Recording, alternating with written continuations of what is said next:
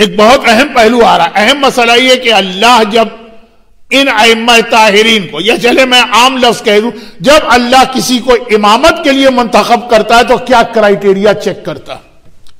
نویں امام کا بچپنا، روایت میں 4 سال سے بھی کم عمر، اپنے بابا کے پاس لائے گئے. آئے گھر میں ہی، ایک ہی گھر میں ہے، زمین پہ بیٹھے اور آسمان کو دیکھنے لگے، اور چہرہ انتہائی غمگین چہرہ. کافی دیر گزر گئی. 8ویں نے پوچھا کہ بیٹا یہ آسمان کو دیکھ دیکھ کے ایک طرح سے لفظ ہے کہ رو کیوں رہے؟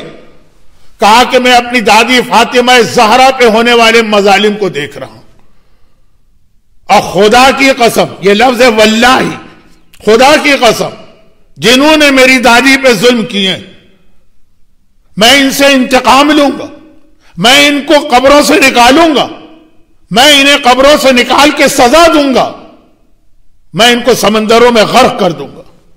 8ویں امام نے گلے سے لگا کے پیشانی کو بوسہ دیا اور کہا بیٹا واقعاً تو مستحق امامت. اب باپ اور بیٹے کے جملے کی ضرورت نہیں تھی، ایک ہی نور کے ٹکڑے، مگر بتایا جا رہا کہ اللہ کے یہاں امامت کے کرائیٹیریا میں جہاں علم شامل ہے، عصمت شامل ہے، وہاں پہ یہ بھی شامل ہے کہ فاطمہ زہرا پر ڈھائے جانے والے مظالم کا بدلہ اور انتقام، جو ہر امام کی تمنا تھی اور امام زمانہ آ کے اس کو پورا کرے گا. یہ جملہ بھی میں نے جان بوجھ کے کہا کیونکہ نویں امام کا بڑا گہرا تعلق امام زمانہ سے. شہزادی کونین کے مظالم پر، ظالموں سے بدلہ لینے کا جذبہ، نواں امام، ہر امام کے پاس یہ جذبہ مشترک. نویں امام کے ذریعے سے بہت کھل کے یہ بات اس لیے آ گئی کہ اصل میں ہمیں امام زمانہ کے مشن کے لیے اللہ تیار کرنا چاہتا. جناب ماریہ پیغمبر اسلام کی آخری بیوی، شہر مدینہ میں ہم بیٹھے، جناب ماریہ کی قبر کے قریب، حاجتیں پوری ہونے کی اہم ترین جگہ. نویں امام کی شہادت کی تاریخ آ رہی ہے، نویں امام کا حج سے تعلق ہے. یہ حج میں ماریہ قبطیہ کہاں سے آگئے؟ وہ ایسے آگئے کہ جناب ماریہ قبطیہ اور نویں امام کی والدہ کے حالات میں بہت ہی مماثلت ہے.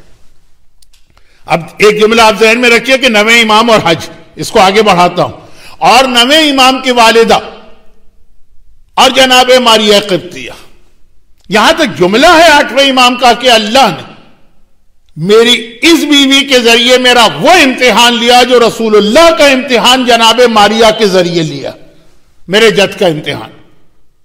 اب وہ حالات بالکل الگ ہو جائیں گے. بالکل جناب ماریہ تو ایک بالکل ہی الگ موضوع بن جائے گا. جناب ماریہ مصر کی وہ شہزادی کہہ لیجیے جنہیں بادشاہ مصر نے پیغمبر کی خدمت میں تو فتن بھجوایا تھا اور پیغمبر نے ان سے نکاح کر کے اپنی آخری بیوی قرار دیا. اب ایک لفظ میں نے اس سے پہلے بھی ایک بار عرض کیا تھا کہ جملہ اچھا نہیں لیکن کہنا پڑ رہا، اور وہ مصری حسن اتنے خوبصورت تھی کہ پیغمبر کے گھر میں ان کے آنے کی وجہ سے ایک قسم کی ہلچل مچ گئی کہ ان کے سامنے پھر ہمیں کون پوچھے گا. میں کھل کے کچھ باتیں نہیں کہنا چاہتا ہوں. پیغمبر کو جناب ماریہ کو شہر سے باہر ایک الگ جگہ منتقل کرنا پڑا. یہ جناب ماریہ، ان کے حالات بیان کرنے کا موقع آج نہیں. اب آ جائیے 8ویں امام، ان کی شادی ہوتی ہے جناب سبیکہ سے. اچھا، اب 9ویں امام کے حوالے سے 3 ایسی عورتوں کے نام آتے ہیں جو مجھے یاد ہے کہ آج سے 45 سال پہلے جب میں نے 4 معصومین کی سیرت پہ تقریریں کی تھی 22، تو اس میں یہ 3 نام بہت ہائی لائٹ کر کے پیش کیے تھے، کیونکہ اس وقت بھی مومنین کا ایک بڑا مسئلہ تھا اور شاید آج بھی کہ جب کسی کے گھر میں بیٹی پیدا ہوتی ہے دوڑا دوڑا آتا ہے مولانا کوئی نام بتائیے، اور جناب فاطمہ کا نام بتائے تو بس غضب ہو گیا. اب وہ کچھ کہہ تو نہیں پاتا لیکن چہرہ اس کا اتر جاتا ہے، مولانا یہ کوئی نیا نام بتائیے. باقی کچھ کہنے کی ہمت تو نہیں ہوتی مومن میں، لیکن مطلب یہی ہوتا ہے فاطمہ تو بہت پرانا نام ہو گیا، بطول تو بہت پرانا نام ہو گیا، کوئی نیا نام بتائیے. تو مجھے یاد ہے کہ میں نے یہ 3 نام، سیرت معصومین میں ہر امام کی ماں کا تذکرہ ہو رہا ہے، میں نے 3 نام بتائے تھے اور کہا تھا کہ دیکھیے یہ 3 نام لیجئے، نئے بھی ہیں اور معصومین کے گھرانے سے تعلق رکھتے ہیں. تو اس وقت کئی بچیوں کے یہ نام آپ کو نظر آئیں گے جو اس وقت پیدا ہوئی تھی.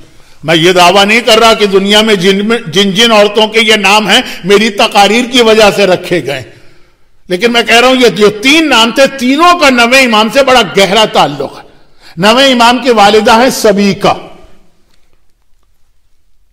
نام اپنی جگہ پہ ذرا نیا بھی ہے اور اہل بیت کے گھر کا.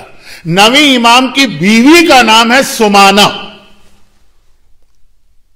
اور نویں امام کی بہو کا نام ہے حدیثہ. نویں امام کی بہو یعنی 10ویں امام کی بیوی اور 11ویں کی والدہ. تو سبیکہ، سمانہ، حدیثہ، یہ 3 نام اس وقت بہت ساری بچیوں کے رکھے گئے تھے. تو نویں امام کی والدہ ہیں سبیکہ یعنی 8ویں امام کی بیوی سبیکہ. جناب سبیکہ کا تعلق ماریہ قبطیہ کے خاندان سے.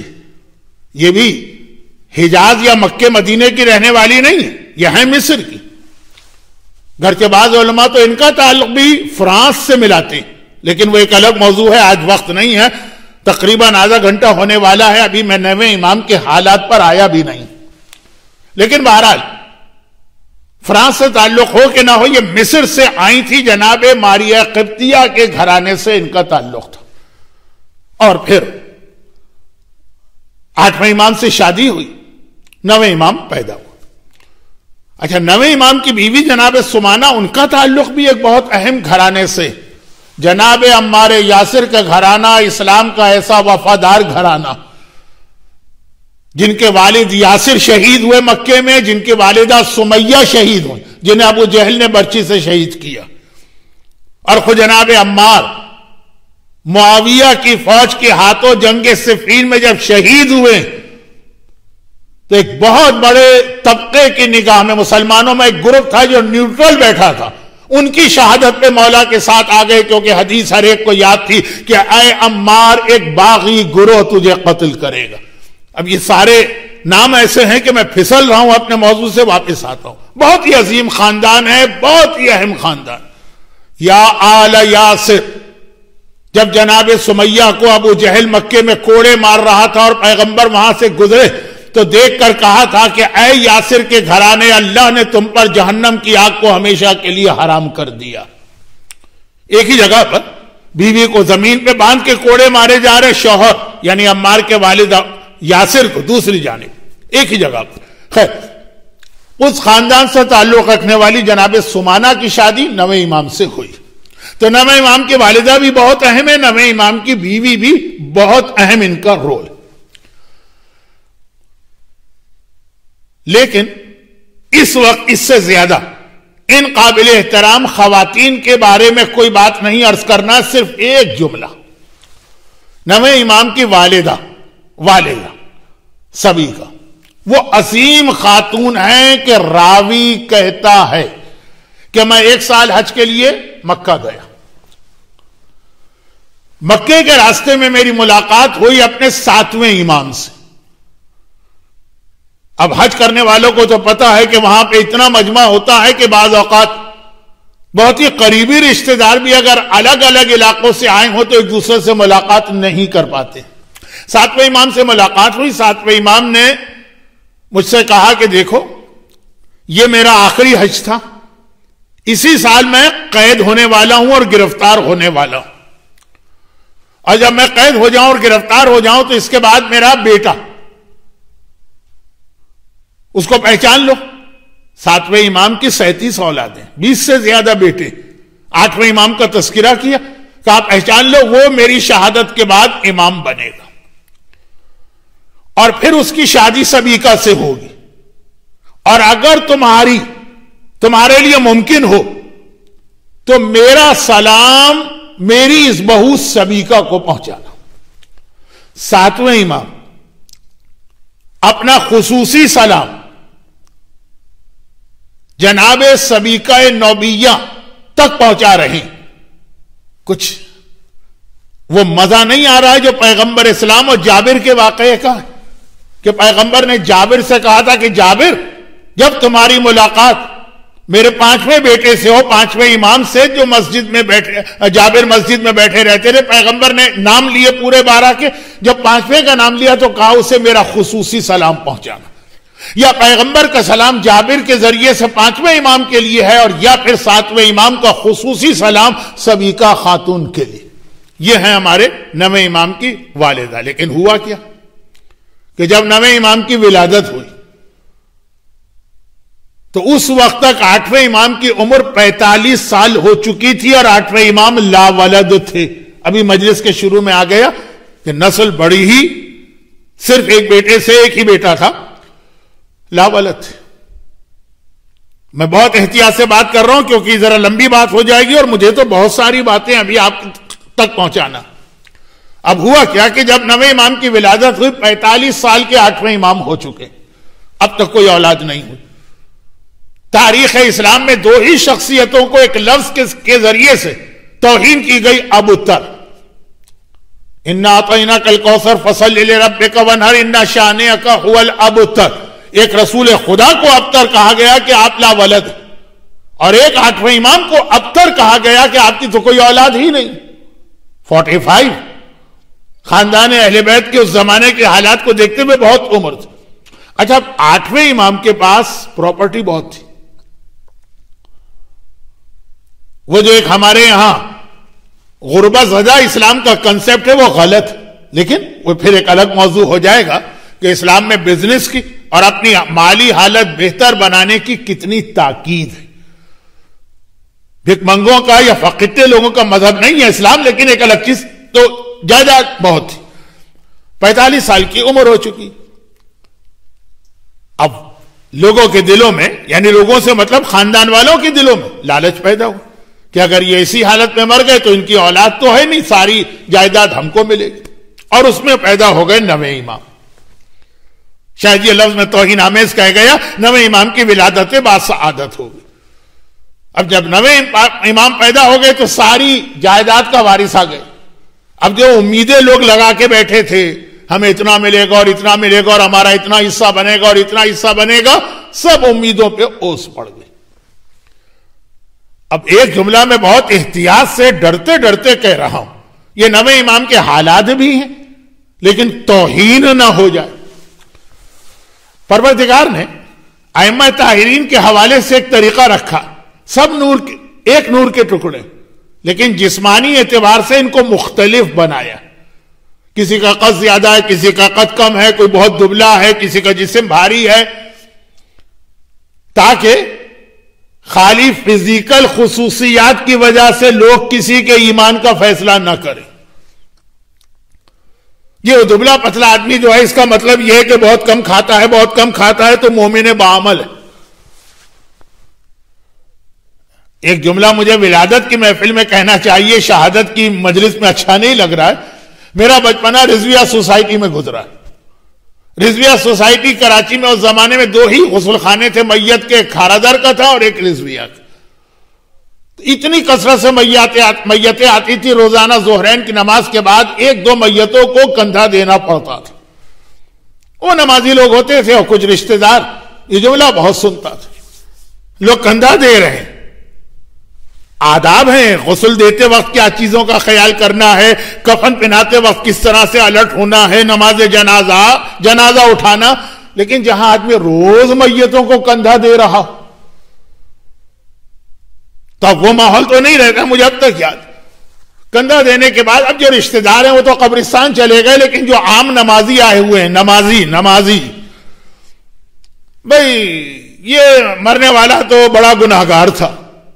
کیسے پتا کہ دیکھا نہیں اس کی میت کتنی بھاری تھی، کندھے ٹوٹ گئے میت کو اٹھا کر. تو جہاں فیصلہ اس بات سے ہوتا ہے کہ ان کی میت جو تھی وہ چونکہ مرنے والے بیچارے بہت لہیم شہیم تھے تو ان کا وزن زیادہ تھا تو ان کا کندھا ٹوٹ گیا. یہ روز ایک میت کو کندھا دیتے ہیں نا تو کمپیئر بھی کر لیتے ہیں، اس لیے یہ گناہگار. اور ہیں ہمارے ایسے احمق آدمی جو اس بات پر ایمان کا فیصلہ کرتے ہیں. وہ ایک الگ موضوع بن جائے گا. 9ویں امام کے حالات تو رہ جائیں گے. اللہ نے خود ائمہ طاہرین کے ذریعے سے بھی یہ غلط خیال کو ختم کیا. چنانچہ ائمہ میں قد کے اعتبار سے بھی، جسم کے اعتبار سے بھی 7ویں امام قید خانے کے بعد کتنے کمزور تھے. 8ویں امام ظاہری اعتبار سے کہہ رہا ہوں کہ توہین نہ ہونے پائے، جسم کتنا وزنی تھا. یہ ساری چیزیں تاریخ میں ہم لوگ پڑھتے نہیں ہیں کیونکہ اچھا نہیں لگتا. نویں امام کا رنگ اپنے باپ اور ماں کے رنگ سے ذرا دبتا ہوا تھا. میں اس سے زیادہ کہنا نہیں چاہتا کیونکہ اس میں مجھے نویں امام کی توہین کا پہلو لگ رہا. تجھے توقع ہوگی نا جو آج بھی دنیا میں مسئلہ ہے، اگرچہ اب آہستہ آہستہ اس کے خلاف ایک لابی بن رہی، گورا رنگ، چمکتا ہوا رنگ، یہ آدمی بڑا خوبصورت ہے اور جس کا رنگ گورا نہ ہو بیکار. اب یہ تو آج کل تو مسئلہ بھی چل رہا ہے بلیک لائس والا. اس میں پہلے یہ بات کہنا بھی مشکل تھی، لیکن ہوا یہ کہ ایک تو ان لوگوں کو اصل مسئلہ تو وہ تھا جائیداد نہیں مل رہی ہے نویں امام کے دنیا میں آنے کی وجہ سے. رنگ ذرا سا مختلف ہے خاندان والوں سے، تو اب تہمتیں لگانے کا موقع مل گیا کہ یہ 8ویں امام کا بیٹا ہی نہیں. اس سے زیادہ میں کچھ کہنا نہیں چاہتا ہوں. مشہور واقعہ بھی ہے اور ولادت کے موقع پہ پڑھا جائے تو زیادہ اچھا ہے کیونکہ یہ نویں امام کے بالکل بچپنے کا واقعہ.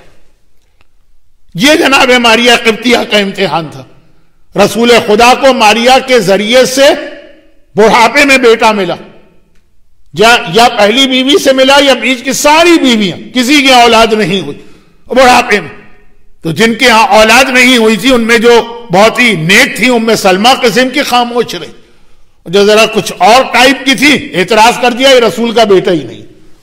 رسول کی بیوی نے نعوذ باللہ نعوذ باللہ نعوذ باللہ گناہ کیا ہے، کسی اور کا بیٹا لا کے رسول کے نام سے مشہور کر دیا. اور پیغمبر بڑے اس وقت ٹینشن کے عالم میں تھے اور ایک بہت بڑے امتحان سے گزرے. یہ 8ویں امام کا امتحان ہوا کہ جی ان کا بیٹا ہی نہیں. تہمت جناب سویکا پہ بھی جا رہی ہے، تہمت 8ویں امام پر بھی جا رہی ہے، اور پھر آخر میں اس زمانے کا جو ڈی این اے ٹیسٹ ہوتا ہے اس کے ذریعے سے ان لوگوں نے فیصلہ کروایا.